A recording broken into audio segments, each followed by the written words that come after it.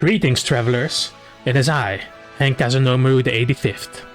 And over the years of watching Pokemon content on YouTube, I've seen many Poketubers do something that I wanted to do since I'd first gotten my hands on Pokemon Ruby. Make their own Pokemon region. The only problem was that I had never made a Fakemon in my life. And I am not a Poketuber. And it all changed a few months ago. Well, I'm still not a Poketuber, but I have started the process of making my very own region, based on ancient Greece. Or more specifically, Greek mythology. So without further ado, let me introduce you to the Oletreia region.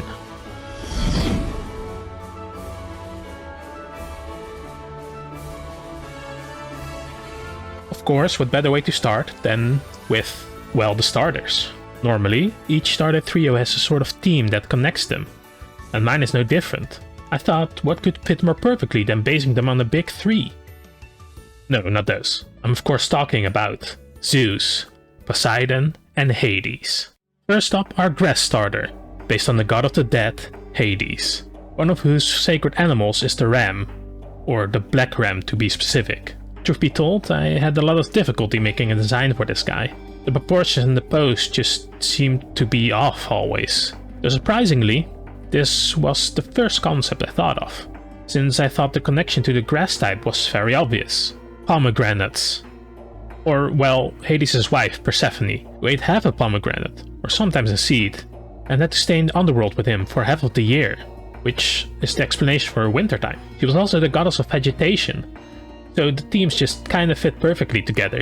In the end, I managed to get a somewhat satisfying result, so I present to you the Sporos, the seeded Pokemon. The name Sporos comes from the word dusk, meaning shadowy or dim, combined with the Greek word for seed, being Sporos. The Sporos is a grass ghost type. They have the ability to see and communicate with spirits that are making their way to Oletreia's underworld. They are shy Pokemon, however, and will often hide away in the shade instead. They can blend into the shadows and disguise themselves as an unsuspecting bush. Sometimes this backfires, however, as certain Pokemon will see the pomeberry seeds that grow on the Sporos' back and try to eat them. I am not that great with stats, since I'm not that well versed in competitive Pokemon, so I hope these aren't too outrageous. I did try to look at other starter stats and do something in that line, though all this is sort of just for fun, so it doesn't really matter if they're competitively viable, I suppose. That'll count for the abilities too, by the way. Next is the Fire-type starter, based on the god of the sky, the big man himself, Zeus. I had the most trouble trying to connect fire to Zeus somehow. Poseidon was obviously going to be the water starter, and I explained why Hades would be perfect for grass. Contrary to popular belief, he doesn't actually have that much to do with fire. So Zeus was kinda just left over for fire, though I think I came up with a loose connection. One of Zeus's sacred animals was the eagle. It just so happens to be an eagle that pecks out Prometheus's liver every day. Prometheus stole fire for mankind. I did say it was a loose connection. The later evolutions in this line will also get somewhat of a torch theme, the torch being associated with the Olympics, Zeus being the king of Olympus. I don't know, those two reasons were good enough for me. With that, I present you with Protopyros, the boasting Pokemon. The name Protopyros comes from the Greek word protopyros, meaning novice or fledgling, and pyros, the Greek word for fire. Protopyros are overconfident and full of themselves. They often boast around and flaunt the fire laurel they make for themselves, which shows their importance. The bigger the laurel, the more important they feel. They often have a messy head of feathers from flying into things, or gusts of wind that throw them off balance, showing that despite their attitude, they are still inexperienced. Protopyros is a fire flying type Pokemon. Now you might say that the electric type would make more sense for a Pokemon inspired by Zeus. And while it is true that Zeus can create lightning, the Master Bolt is only his weapon. He is still the god of the sky, which is why I thought that the flying type would be more fitting. However, I will have a solution for this by the time it evolves into its final stage, so stay tuned for part 3 of this series, whenever that comes out. Lastly, we have the water starter, based on the god of the seas, Poseidon.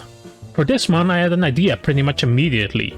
I would base it on the hippocampus, a creature that lives in the ocean. and has the body of a horse and the tail of a fish. Poseidon being credited for creating horses, and fish living in the ocean. Much like hippocampi for that matter. It just made sense. The horses around Poseidon's chariot were said to have hooves made of brass. And while I didn't give it brass, I decided to give the water starter hooves made of bronze, giving it the secondary steel type. I was debating whether to give this mon 4 legs, like a horse, or 2 like the hippocampi traditionally have. As you can see, I was kinda stuck on 2 for a while, but in the end I did decide to give him 4 legs, and slowly take away the hind legs as it evolves. That might be a bit counterintuitive to the idea of evolution, but the idea was that it slowly, goes into the water more. I give to you Volkini, the prancing Pokémon. Volkini comes from the word vol, a baby horse, and the Greek word chalkini, which means bronzen. Technically copper, but, close enough. Volkini are often seen prancing around happily and without a care in the world. This is much to the dismay of the other Pokémon in the area, since their metal hooves are known to cause small tremblings when they collide with the ground.